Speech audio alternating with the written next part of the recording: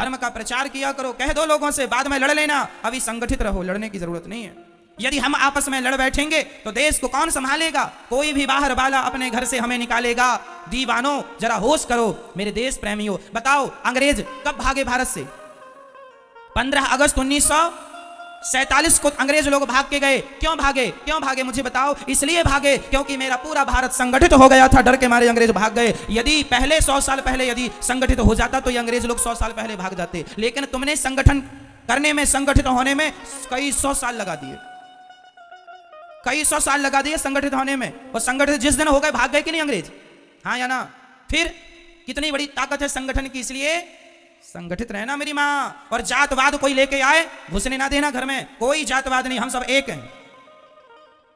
हमारे गांव का ब्राह्मण भी, क्षत्रिय भी, वैश्य भी, शूद्र भी, मैं अपने गांव जाता हूं ना तो मैं अपने गांव में सबसे मिलता हूं, सबसे राम राम करता हूं। ब्राह्मण हो, क्षत्रिय हो, वैश्य हो, शूद्र हो, मैं अपने गांव के शूद्र भाइयों के पास जाके भी बैठता हूं और पूछता हूं कि तुम्हें कोई जरूरत तो नहीं है? गरीब परिवार की बेटियां यदि दिखती हैं मुझे, मैं तुरंत कहता हूं कि जब इसका विवाह हो तो बता देना। जब से दास अनिरुद्ध ने होश संभाला है तब से हमारे गांव में किसी भी बेटी का विवाह होता है, गरीब परिवार की सबकी बेटियों के विवाह में भोजन की व्यवस्था दास अनिरुद्ध कराता है। जितने बाराती आएंगे सहयोग हो यहां से होगा। गरीब हो तुम, मदद करेंगे, ईश्वर ने इस लायक बनाया है, करो। अरे 10-20 हजार में तुम्हारा कुछ नहीं घट जाता, पर 10-20 हजार में गरीब आदमी की बेटी का विवाह निपट जाता है। बनाया है तो करो, बांध के ले जाओगे।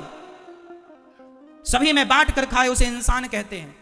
मैं बताता नहीं हूं, न बताने की जरूरत है, पर जीवन में ईश्वर ने योग बनाया है तो आपको करना चाहिए।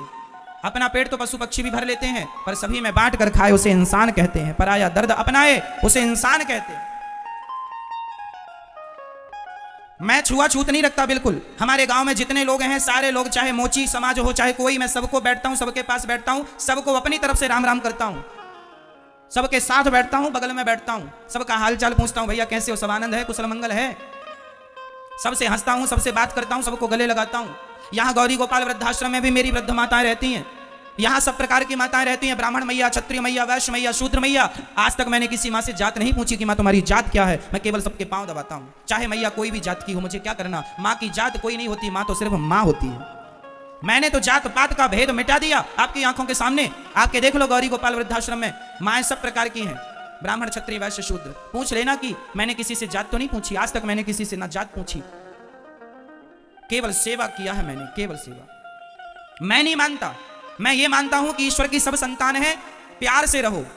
गले लगाने में ज्यादा अच्छा है, नफरत घृणा रखने में अच्छा नहीं है। क्यों? मैं आपसे प्यार करूं तो ज्यादा अच्छा होगा कि मैं आपसे नफरत करने लग जाऊं तो ज्यादा अच्छा होगा? यदि छुआछूत भेदभाव होता तो राम जी शबरी के बेर क्यों खाते? राम जी ने भेदभाव नहीं रखा, हमारे भगवान थे, तो फिर हम भेदभाव काहे का रखें? ना जी, सबको गले लगाने में क्या मैं छोटा हो जाऊंगा? आप अपने नगर के गरीब लोगों को गले लगा लोगे, प्यार से बैठ के दो बातें कर लोगे, इससे आप छोटे हो जाओगे? तो क्यों नहीं लगाते गले, क्यों नहीं प्यार करते सबको? आज भारत में ऐसी मानसिकता है कि कुछ लोग ऐसे हैं कि यदि किसी को छू लेते हैं ना तो वो कहते तुम्हें छू लिया अब नहाएंगे। गलत है ये। क्या माता सबरी को छूकर राम जी नहाए थे? फिर इतना अहंकार किस बात का भैया? कहां से ले आइए ज्ञान उल्टा? हमारे वेद पुराणों में तो ऐसा कुछ नहीं है। हमारे वेद पुराणों में लिखा है प्रेम करो। राम ही, सुनो क्या लिखा है, राम ही केवल प्रेम प्यारा। मैं उदाहरण देके फिर बोल रहा हूं, क्या हमारे रैदास भक्त मोची नहीं थे? जात के मोची थे, जूता सिलते थे, लेकिन उनके पास सभी लोग जाते थे, उन्हें प्रणाम करते थे, उनका आदर करते थे। हम ये कहना चाहते हैं कि जिसके अंदर भक्ति है, जिसके अंदर योग्यता है, उसको आप प्रणाम करने से कोई बुराई नहीं है। बाकी सबको गले लगाएं, गले लगाने में भी कोई बुराई नहीं है। राह में आए जो दीन दुखी, सबको गले से लगाते चलो। प्रेम की गंगा मिटा दो ये जहर, बहुत बड़ा नुकसान हो जाएगा मेरे देश का यदि